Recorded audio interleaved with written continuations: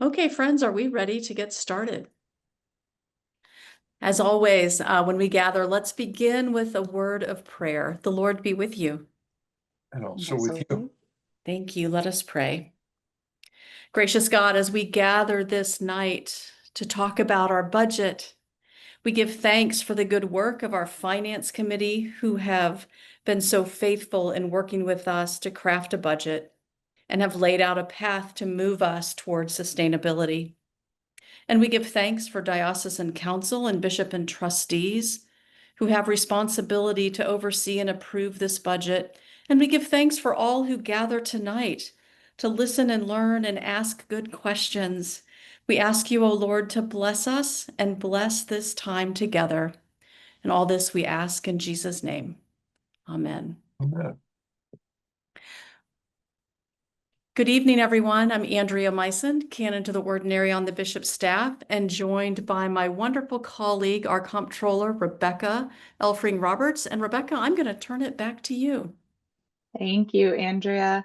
I'm going to go ahead and share some slides for the evening to help us kind of keep track of our conversation. So, welcome. You are all here for the administrative and program budget for 2026 presentation ahead of our diocesan convention. And we are glad that you are here. This budget process began back in May or June, and we spent a lot of the summer, the Diocesan Finance Committee and the bishop's staff, working on this budget. And I will say, as we begin, as you can imagine, there were a few challenges. And so the first challenge that we're always working on is the revenue side of our budget. And, the challenge is that we are seeing decreasing revenue. The largest portion of our budget, our revenue budget, comes from congregations. It's always right about 50% or has been for the past couple years. You'll see in this pie chart the 2025 budgeted revenue was about 51%. And so we asked congregations to pledge between 11 and 15%. And on average, we've been seeing 5.5. And so one of the big challenges that we face is this revenue side and just what we can do with what we have. And so you'll see, and if you've gathered with us over the past couple of sort of budget information sessions, you've seen this slide, but this is representing the diocese within our province, Province 5, so the province of the Midwest. And you'll note that on the left-hand side, the Diocese of Chicago is the largest of the dioceses by number of congregations, although the Diocese of Wisconsin comes very, very close. And you'll see on the right-hand side that in terms of the funds that we are receiving from our congregations, our percentage of income is the lowest. And so that is a big challenge as we're putting together the budget. As we are working with those dollars, the challenge, of course, is how do we allocate them? How do we spend our money? This pie chart and the narrative to the left of it tells you historically what this has looked like. Staff compensation typically runs a little over 50% of our total expenses. And of that, I believe it was 51% this year, of that amount, about a third goes to benefits and the rest to salary. After that, our three largest expenses are our assessment or our dues that we pay to the wider Episcopal Church, followed and along with the expenses to operate our building, our footprint at 65 East Huron, and then of course programming for the diocese.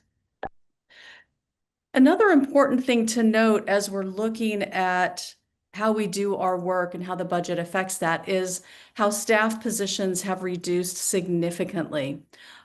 In the last decade plus, we've had over 50% reduction in the number of staff of the bishop's staff and a 22% decrease since 2021. As we look to 2026, we have 11 and a half full-time equivalency positions reflected in our budget. So over time, fewer people, but still doing the good work of the bishop's staff. So there were a number of guidelines that we set out as we were building this 2026 budget. The first was that we wanted to have a transparent and inclusive process. And so you will note that we had two budget information sessions held during the summer to help bring people along to provide information as we were in the process of building the budget. And there were also numerous meetings with the various governing bodies, specifically Diocesan Council and the bishop and trustees who vote to approve this budget. And then also lots of other side meetings as we were putting all the pieces together. But that is a really important part of this process, and one that we've been working especially intentionally about the past 3 years. We also had the guideline that was provided by the Diocesan Finance Committee to eliminate the deficit by 2028. And so that is a targeted deficit reduction each year, looking at the prior year budget. And as we note, that takes work on both the expense and the revenue side. There also were no assumptions. Again, I think this is the third year we've said no assumptions on the sale of 65 East or the proceeds thereof. But the one sort of exciting thing I think that we had this year was that there was this strategic planning process that is ongoing, but had started before we started our budget process. And there were some early findings that we were able to allow to sort of raise up this budget and to be sort of the underpinnings of how we were going to organize especially the expense side. And so we knew that it would not be finalized, but we knew that there were key themes, important pieces of that we would be able to utilize as we were building the budget. And I have those priorities here if Andrea wants.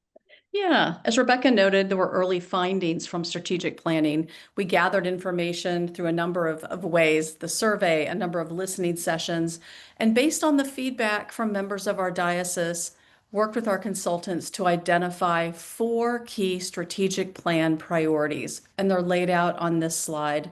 First, to build a sustainable future for ministry in the diocese.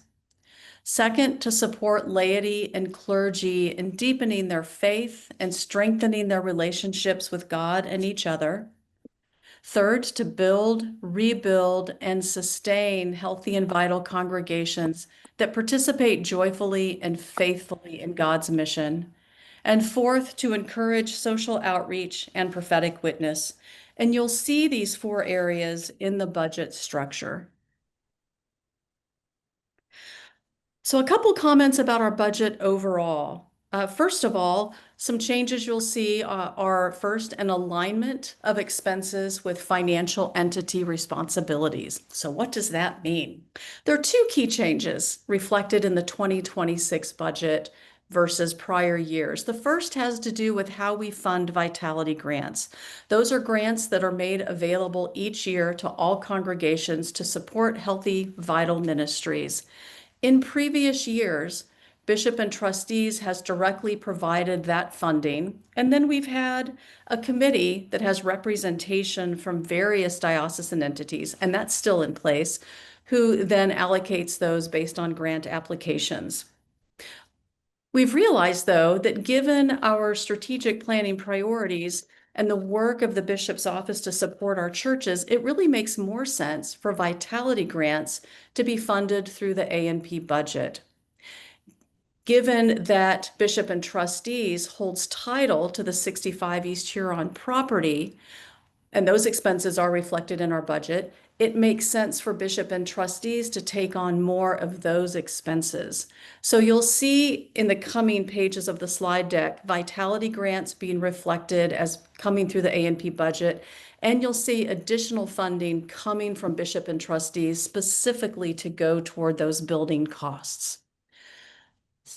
Second thing to note on the budget overall is that external income is budgeted to decrease a little bit. We see a pattern of congregational pledges, and Rebecca mentioned this a few minutes ago, going down a little bit each year. We've also, in next year's budget, slightly lowered the amount anticipated coming from individual support. Third, a big change you'll see is restructuring our expenses to align with these four strategic plan priorities. And then fourth, as Rebecca said, we aren't making any assumptions on the timing of the sale of 65 East Huron. So the 26 budget does not reflect anything related to property sale.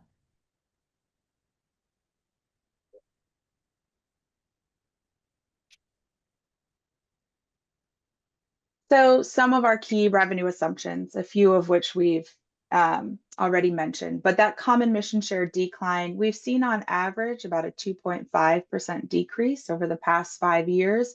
And so we have continued that into this budget.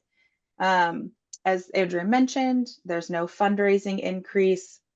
There's a 1% increase that you see in the contribution from the endowment fund, and that's based on a standard draw, the 4.5% over a 5-year trailing.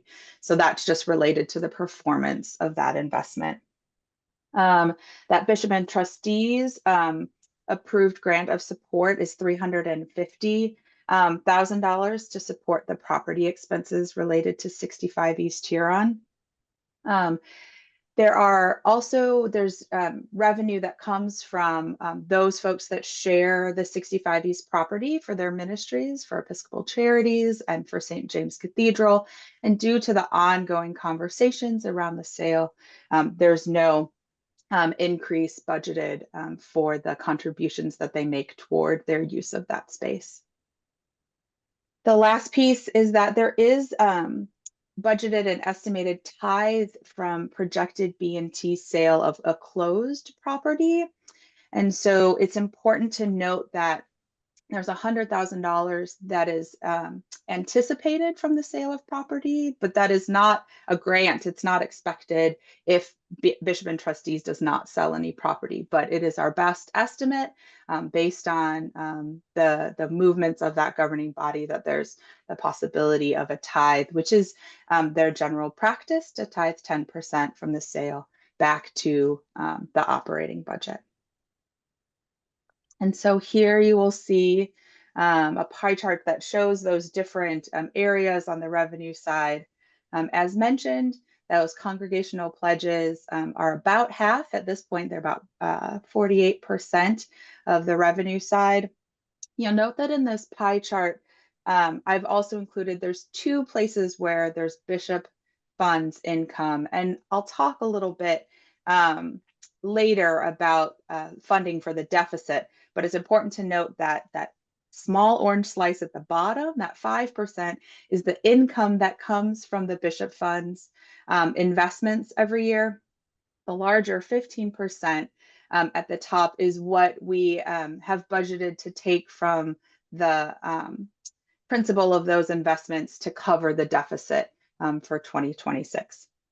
But otherwise, the other areas, as we talked about, the program and those are fees coming in for things like convention and for other leadership opportunities.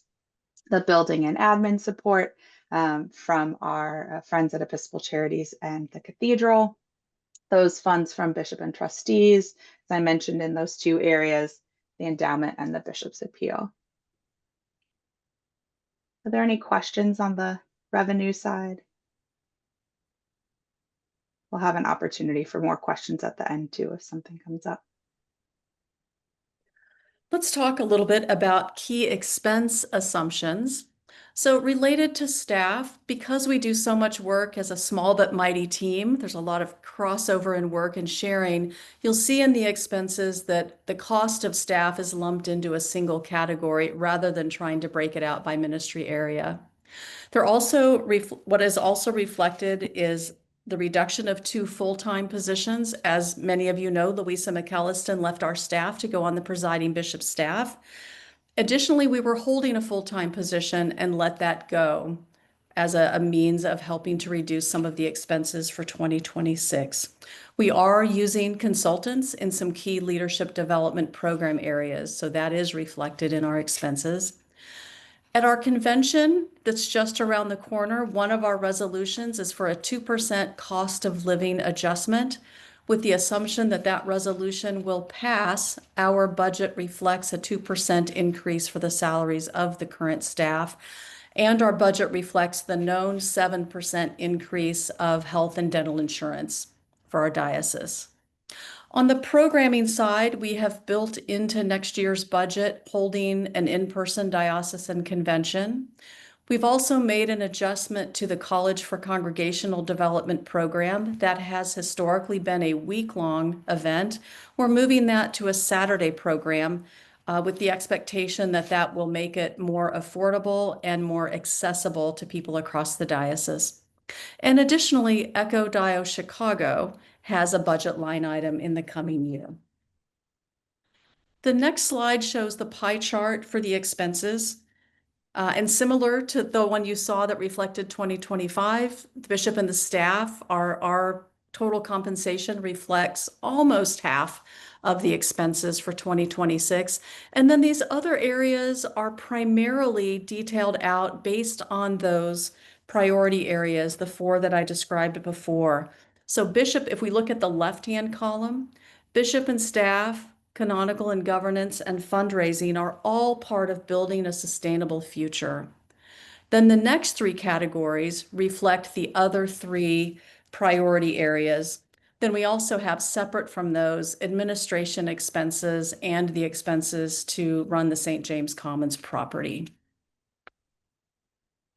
So if we'll go to the next slide, looking at the first of the four priority areas, building a sustainable future, the bishop and the staff. As I said, in the 26 budget, all of our compensation is lumped into a single category. So that's the primary item for this particular section of building a sustainable future. And this also reflects the use of our consultants more widely, some temporary staffing needs that we anticipate having, and of course, our ongoing expenses of our staff.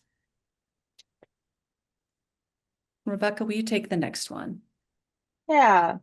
So the next is our canonical and governance. So these are primarily things that we are required to do by the canons.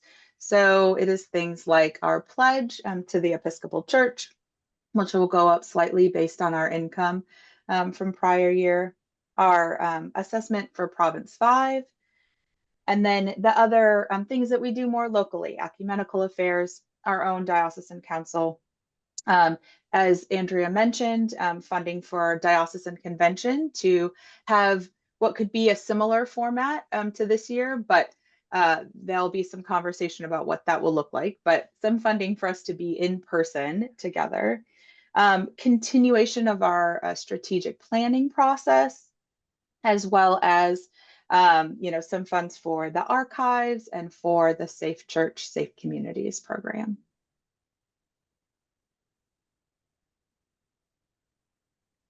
And then the last piece, and a very important piece of building a sustainable future, is this fundraising area. And it should be noted that there are funds for us to do an appeal and for us to, for the bishop staff to do some work for the diocese for development. But there also are some really neat programs and I guess resources that TJ Houlihan is working on that will be able to provide support to our congregation. So it's not just development that will support this operating budget and our investments, but resources for congregations to do that work as well. This page reflects expenses that we have associated with our second strategic plan priority, which has to do with developing leaders, deepening faith, and fostering connections. And there are a number of items that fall under this umbrella, and I'll highlight some of the larger ones. All of our communications expenses, the ways that we share and tell our stories to one another comes here. Our clergy retreat, our annual retreat, and our annual Chrism Mass is reflected in this one. Leadership formation and events for lay leaders and clergy leaders would be here. Our Fresh Start program, which supports priests that are in new calls, would be part of this area. And then youth ministry. We've allocated funds for youth ministry with the expectation that our Youth Advisory Council may be offering some direction in the coming year of things we might do that are not currently in place. And there are, as you can see on this page, a smattering of other smaller items that fall under developing leaders, deepening faith, and fostering connections. This is our third priority area, sustaining healthy and vital congregations. And here's where you see one of those big changes.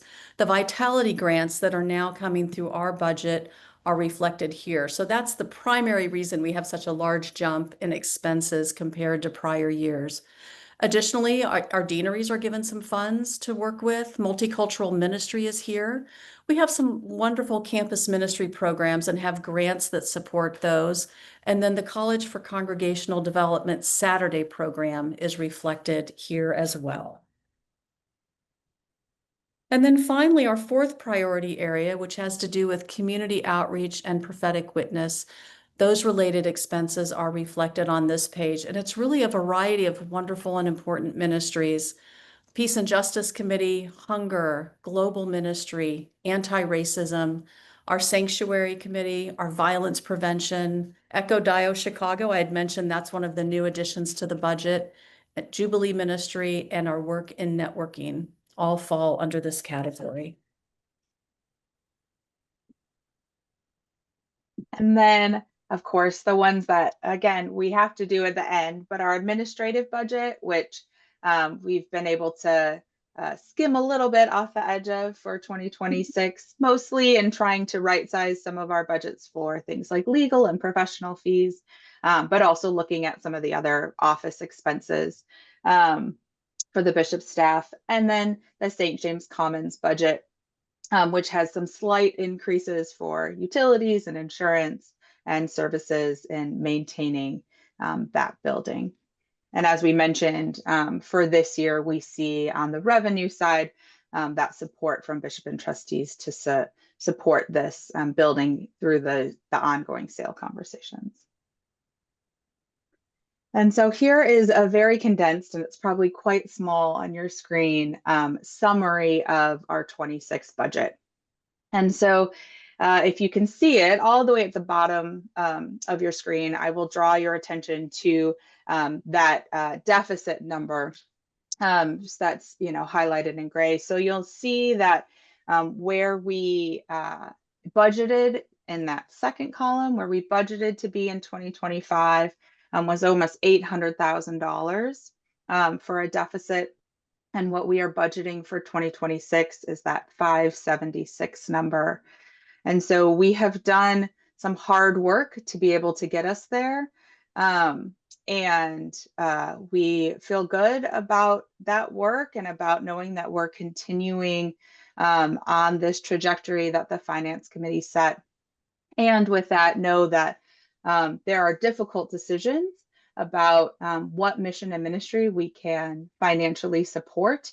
And so we continue to be in conversation about how we can better support the work that we are all called to do in this diocese, and how we can help to fund that better and to be able to really lift up these priorities that we have been given through this strategic planning process. So that is our 26 budget. And I believe Gracie dropped links in the chat if you haven't already seen.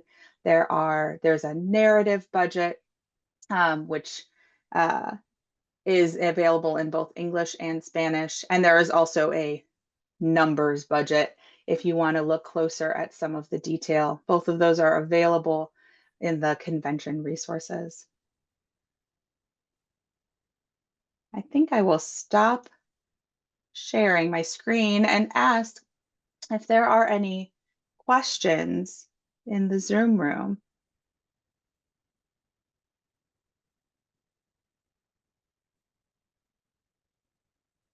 A lot of numbers and a lot of details that we ran through pretty quickly.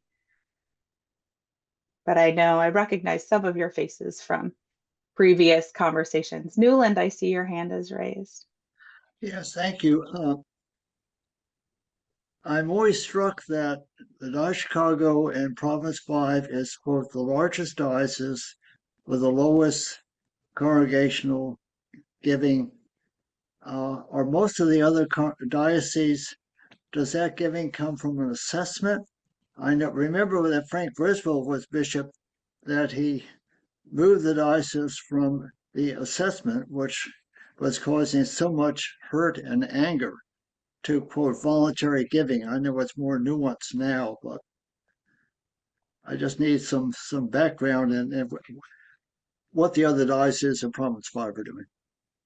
Yes, that's a great question. My understanding is the other dioceses in Province 5 all have an assessment.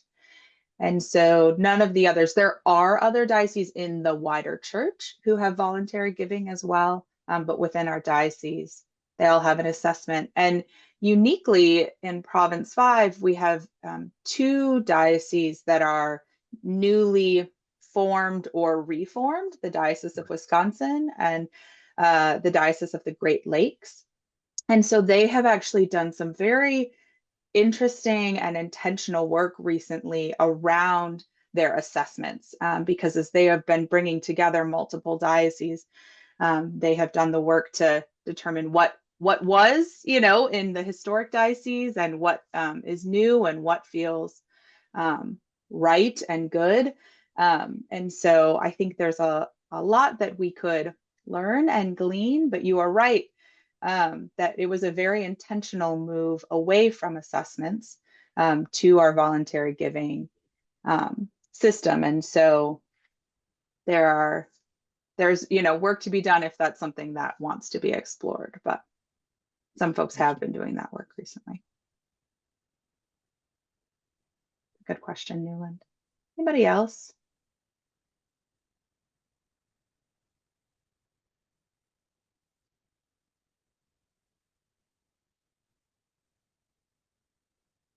Seems like not. I will in the spirit of transparency, please, if there is something that comes up, a question that you think of later, please let us know. You will know where to find both Andrea and I and 2 Saturdays from now. And so if you don't want to send an email or give a call, you know where to find us. And hopefully we'll see many of you there. So thank you for joining us tonight. We really appreciate it and appreciate your support. Thank you all. Blessings to you this night, and we look forward to seeing you at convention online and in person.